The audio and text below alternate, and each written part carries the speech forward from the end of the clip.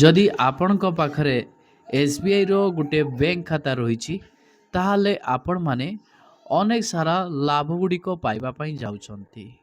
State bank of India ତରଫରୁ ତାର ଗ୍ରାହକମାନଙ୍କୁ ଅନେକ ସାରା ଲାଭ ପ୍ରଦାନ କରିବା ପାଇଁ ଯାଉଛି। ଯେଉଁମାନଙ୍କ ପାଖରେ ଏସ୍‌ବିଆଇର ଗୋଟିଏ ବ୍ୟାଙ୍କ ଆକାଉଣ୍ଟ ଅଛି, ତ ସେମାନଙ୍କ ପାଇଁ ଏ ଭିଡ଼ିଓଟି ବହୁତ ଗୁରୁତ୍ୱପୂର୍ଣ୍ଣ। ଆଜିକା ଡେଟ୍‌ରେ ଏସ୍‌ବିଆଇରେ କାହାର ଖାତା ନାହିଁ ବୋଲି କହିବେନି। ସମସ୍ତଙ୍କ ପାଖରେ ଏସ୍‌ବିଆଇର ଗୋଟିଏ ଆକାଉଣ୍ଟ ରହିଛି। କାରଣ ଏସ୍‌ବିଆଇ ଭାରତର ସବୁଠାରୁ ଜଣାଶୁଣା ବ୍ୟାଙ୍କ ଭାବରେ ପରିଚିତ, ଯାହାକି ଲୋକମାନେ ଏହି ବ୍ୟାଙ୍କ ମାଧ୍ୟମରେ ଅନେକ ସାରା ସୁବିଧା ଗୁଡ଼ିକ ପାଇପାରନ୍ତି। ତ ଆପଣମାନଙ୍କ ପାଖରେ ଯଦି ଏସ୍‌ବିଆଇର ଗୋଟିଏ ବ୍ୟାଙ୍କ ଖାତା ରହିଛି, ତାହେଲେ ମୁଖ୍ୟତଃ ଆପଣମାନେ ଏହି 15ଟି ଲାଭ ପାଇବା ପାଇଁ ଯାଉଛନ୍ତି। ତ ଏହି 15ଟି ଲାଭ କ'ଣ ରହିଛି? ତ ଏହି ଭିଡ଼ିଓ ମାଧ୍ୟମରେ ମୁଁ ଆପଣମାନଙ୍କୁ ବିସ୍ତାର ରୂପେ ଜଣାଇବି। ସେଥିପାଇଁ ଆପଣମାନେ ଭିଡ଼ିଓଟିକୁ ବିନା ସ୍କିପ୍‌ରେ ଶେଷ ପର୍ଯ୍ୟନ୍ତ ଦେଖନ୍ତୁ, ଯାହାଫଳରେ ଆପଣ ଡିଟେଲ୍ସ ଇନଫର୍ମେସନ୍ ପାଇବା ସହିତ ଆପଣମାନେ ସେ ଲାଭଗୁଡ଼ିକୁ ଉଠାଇ ପାରିବେ। ଭିଡ଼ିଓ ଆରମ୍ଭ କରିବା ପୂର୍ବରୁ ଆପଣ ସମସ୍ତଙ୍କୁ କହି ରଖିବି, ପ୍ରଥମ କରି ଯଦି ଚ୍ୟାନେଲରେ ଆପଣମାନେ ଭିଡ଼ିଓଟିକୁ ଦେଖୁଛନ୍ତି, ଏପର୍ଯ୍ୟନ୍ତ ଚ୍ୟାନେଲକୁ ସବସ୍କ୍ରାଇବ୍ କରିନାହାନ୍ତି, ତାହେଲେ ଚ୍ୟାନେଲକୁ ସବସ୍କ୍ରାଇବ୍ କରିଦିଅନ୍ତୁ, ଭିଡ଼ିଓକୁ ଗୋଟେ ଲାଇକ୍ କରିଦିଅନ୍ତୁ। 1 ନମ୍ବରରେ ସଞ୍ଚୟ ଉପରେ ଅଧିକ ସୁଧ। ଦେଖନ୍ତୁ, ଆପଣଙ୍କ ପାଖରେ ଯେଉଁ ଏସ୍‌ବିଆଇରେ ବ୍ୟାଙ୍କ ଖାତା ରହିଛି, ଯଦି ସେହି ବ୍ୟାଙ୍କ ଖାତାରେ ଆପଣମାନେ ଟଙ୍କା ରଖୁଛନ୍ତି, ସେଥିରେ ଆପଣମାନଙ୍କୁ ଅଧିକ ସୁଧ ମିଳିବା ପାଇଁ ଯାଉଛି।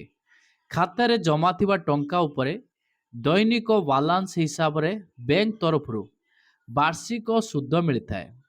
ଆପଣମାନଙ୍କର ସଞ୍ଚୟ ଉପରେ ଯଦି ଆମେ ସୁଧ ଦେଖିବା, 2.5% ସୁଧ ମିଳିଥାଏ।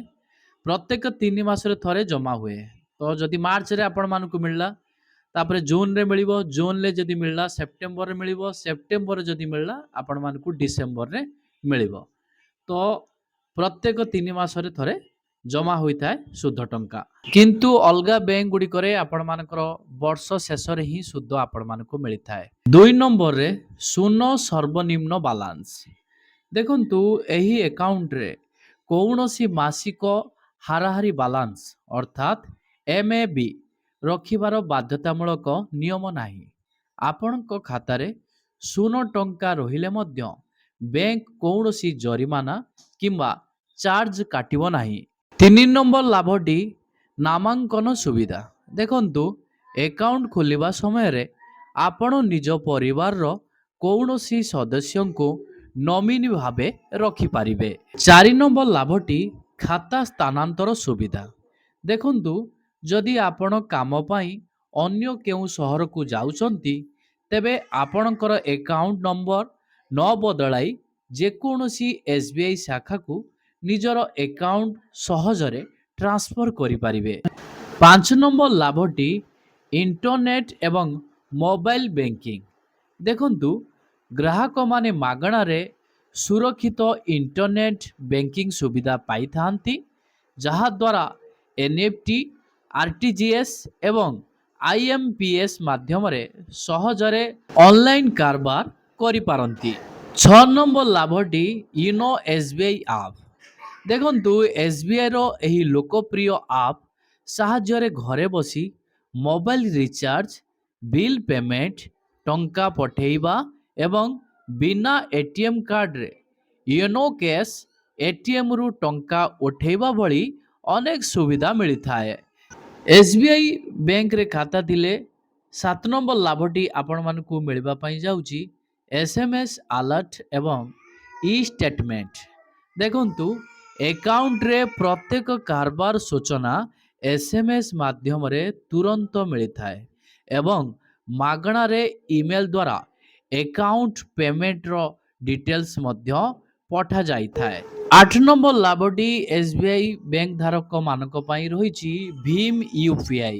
ଦେଖନ୍ତୁ, ଗୁଗଲ ପେ, ଫୋନ୍ ପେ କିମ୍ବା ୟୋନୋ ଆପ୍ ସହ ଆକାଉଣ୍ଟକୁ ଲିଙ୍କ କରି ତତ୍କାଳ ଟଙ୍କାର କାରବାର କରିପାରିବେ। 9 ନମ୍ବର ଲାଭଟି ଏସ୍‌ବିଆଇର ବ୍ୟାଙ୍କ ଧାରକମାନଙ୍କୁ ମିଳିବା ପାଇଁ ଯାଉଛି ମାଗଣା ଚେକ୍ ବୁକ୍ ଏବଂ ପାସବୁକ୍। ଆପଣ ସମସ୍ତେ ଜାଣିଥିବେ, ପ୍ରତ୍ୟେକ ବ୍ୟାଙ୍କରେ ମାଗଣା ଚେକବୁକ୍ ଏବଂ ପାସବୁକ୍ ମିଳିଥାଏ। ତ ଏଥିରେ ଅଧିକା କ'ଣ ରହିଛି? ଦେଖନ୍ତୁ, ଆକାଉଣ୍ଟ ଖୋଲିବା ସମୟରେ ପ୍ରଥମ ପାସବୁକ୍ ମାଗଣାରେ ଦିଆଯାଏ। ଏହା ସହିତ ଗୋଟିଏ ଆର୍ଥିକ ବର୍ଷରେ ପ୍ରଥମ 10ଟି ପୃଷ୍ଠା ବିଶିଷ୍ଟ ଚେକବୁକ୍ ସମ୍ପୂର୍ଣ୍ଣ ମାଗଣାରେ ମିଳିଥାଏ, ଯାହା ଅଲଗା ବ୍ୟାଙ୍କରେ ମିଳିନଥାଏ। 10 ନମ୍ବରରେ ଯେଉଁ ଲାଭଟି ମିଳିବା ପାଇଁ ଯାଉଛି ଏସ୍ ବି ଆଇ ବ୍ୟାଙ୍କ ଧାରକମାନଙ୍କୁ ATM କାର୍ଡ଼, ଯେଉଁଟାକି ଆପଣମାନଙ୍କର ଡେବିଟ୍ କାର୍ଡ଼। ତ ଦେଖନ୍ତୁ, ଆକାଉଣ୍ଟ ଖୋଲିବା ପରେ ଆପଣଙ୍କୁ ଏକ ରୂପେ କିମ୍ବା କ୍ଲାସିକ୍ ଡେବିଟ୍ କାର୍ଡ଼ ମିଳିଥାଏ, ଯାହାକୁ ଆପଣ ସପିଂ କିମ୍ବା ATMରୁ ଟଙ୍କା ଉଠାଇବା ପାଇଁ ବ୍ୟବହାର କରିପାରିବେ। 11 ନମ୍ବରରେ SBIରେ ଆକାଉଣ୍ଟ ଧାରକମାନଙ୍କୁ ମିଳିଥାଏ ଯେଉଁ ଲାଭଟି, ସେ ଲାଭଟି ହେଲା ଆପଣମାନଙ୍କର ଅଟୋ ସିପ୍ ସୁବିଧା। ଦେଖନ୍ତୁ, ଆପଣ ନିଜ ସଞ୍ଚୟ ଖାତାକୁ ମଲ୍ଟି ଅପସନ୍ ଡିପୋଜିଟ୍ ଅର୍ଥାତ୍ MOD ସହିତ ଲିଙ୍କ କରିପାରିବେ। ଏହାଦ୍ୱାରା ଖାତାରେ ଗୋଟିଏ ସୀମା ପରେ ଥିବା ବଳକା ଟଙ୍କା ସ୍ୱୟଂ ଭାବେ ଫିକ୍ସଡ ଡିପୋଜିଟ୍ ଅର୍ଥାତ୍ FDରେ ପରିଣତ ହୋଇଯାଏ, ଯାହାଫଳରେ ଅଧିକ ସୁଧ ମିଳିଥାଏ। ଆବଶ୍ୟକ ପଡ଼ିଲେ ସେଥିରୁ ଟଙ୍କା ଆପଣ କୌଣସି ସମୟରେ ଉଠାଇ ମଧ୍ୟ ପାରିବେ। ଦେଖନ୍ତୁ, ଯେଉଁମାନଙ୍କ ପାଖରେ SBI ବ୍ୟାଙ୍କରେ ଗୋଟେ ଖାତା ରହିଛି, ସେମାନେ ଅଟୋ ସିପ୍ର ଲାଭ ଉଠାଇ ପାରିବେ। ଅଟୋ ସିପ୍ର ଲାଭ କ'ଣ? ଯେଉଁଟା ଆପଣମାନଙ୍କର ମଲ୍ଟି ଅପସନ୍ ଡିପୋଜିଟ୍ ଅର୍ଥାତ୍ MOD ସହିତ ଆପଣମାନେ ଲିଙ୍କ କରିଦେବେ। ଲିଙ୍କ କଲା ପରେ ଏଥିରୁ ଆପଣ କ'ଣ ଲାଭ ଉଠାଇବେ ନା, ଖାତାରେ ଗୋଟିଏ ସୀମା ପରେ ଥିବା ବଳକା ଟଙ୍କା ଭାବରେ ଫିକ୍ସଡ ଡିପୋଜିଟ୍ ହେଇଯିବ। ତ ଆପଣମାନଙ୍କର ଯେଉଁ ଟଙ୍କା ରହିଛି ସଞ୍ଚୟ ଖାତାରେ, ସେଇ ଟଙ୍କାଟା ଫିକ୍ସଡ ଡିପୋଜିଟ୍ ହିସାବରେ ରହିବ। ତ ଆପଣ ଭାବିବେନି ଯେଉଁ ଫିକ୍ସଡ ଡିପୋଜିଟ୍ ହେଇଗଲା ଆଉ ସେ ଟଙ୍କାକୁ ଆମେ ଉଠାଇ ପାରିବାନି। ନା, ଦେଖନ୍ତୁ, ଆପଣ ଅଟୋ ସିପ୍ ସୁବିଧା କରିଛନ୍ତି, ତ ବର୍ତ୍ତମାନ ଆପଣମାନଙ୍କର ଟଙ୍କାର ଆବଶ୍ୟକତା ନାହିଁ। ସେଇ ଟଙ୍କାକୁ ଆପଣ କ'ଣ କରିବେ? ଅଟୋ ସିପ୍ କରିବେ। ସେଇ ସଞ୍ଚୟ ଟଙ୍କା ଆପଣମାନଙ୍କର ଫିକ୍ସ ଡିପୋଜିଟ୍ ହିସାବରେ ସୁଧ ଆପଣମାନଙ୍କୁ ମିଳିବା ଆରମ୍ଭ ହୋଇଯିବ। ଆପଣ ଯେତେବେଳେ ଚାହିଁବେ ଏହି ଅଟୋ ସିପ୍ରୁ ମଧ୍ୟ ବାହାରି ଆସିପାରିବେ। ସେଇ FD ହେଇଥିବା ଟଙ୍କା ଗୁଡ଼ିକୁ ମଧ୍ୟ ଆପଣ ଉଠାଇ ପାରିବେ। କୌଣସି ଅସୁବିଧା ମଧ୍ୟ ହେବ ନାହିଁ। ପରବର୍ତ୍ତୀ ଲାଭଟି ଆପଣମାନଙ୍କୁ ମିଳିବା ପାଇଁ ଯାଉଛି ବିଶାଳ ନେଟୱାର୍କ। ଦେଖନ୍ତୁ, ଭାରତର ଯେକୌଣସି ସ୍ଥାନରେ SBIର ଶାଖା ଏବଂ ATM ସହଜରେ ମିଳିଯାଉଥିବାରୁ ଆପଣ ଦେଶର ଯେକୌଣସି କୋଣରୁ ନିଜ ଖାତାର ବ୍ୟବହାର ସହଜରେ କରିପାରିବେ। SBI ବ୍ୟାଙ୍କରେ ଖାତା ଥିଲେ ପରବର୍ତ୍ତୀ ଲାଭଟି ଆପଣମାନଙ୍କୁ ମିଳିବା ପାଇଁ ଯାଉଛି କମ୍ ପ୍ରିମିୟମରେ ବୀମା। ଦେଖନ୍ତୁ, ସଞ୍ଚୟ ଖାତାଧାରକଙ୍କ ପାଇଁ ବ୍ୟାଙ୍କ ତରଫରୁ ବହୁତ କମ୍ ବାର୍ଷିକ ପ୍ରିମିୟମରେ ପ୍ରଧାନମନ୍ତ୍ରୀ ସୁରକ୍ଷା ବୀମା ଯୋଜନା ଏବଂ ପ୍ରଧାନମନ୍ତ୍ରୀ ଜୀବନ ଜ୍ୟୋତି ବୀମା ଯୋଜନା ଭଳି ଦୁର୍ଘଟଣା ଓ ଜୀବନ ବୀମାର ଲାଭ ମଧ୍ୟ ପ୍ରଦାନ କରାଯାଇଥାଏ। ଶେଷରେ SBI ଖାତାଧାରକଙ୍କୁ ଏହି ଲାଭଟି ମିଳିଥାଏ ଲକର ସୁବିଧା। ଲକର ସୁବିଧା କହିବାକୁ ଗଲେ ନିଜର ମୂଲ୍ୟବାନ ଅଳଙ୍କାର କିମ୍ବା ଜରୁରୀ କାଗଜପତ୍ର ସୁରକ୍ଷା ରଖିବା ପାଇଁ ବ୍ୟାଙ୍କରେ ଲକର ଆବେଦନ କରିବାର ସୁବିଧା ମିଳେ।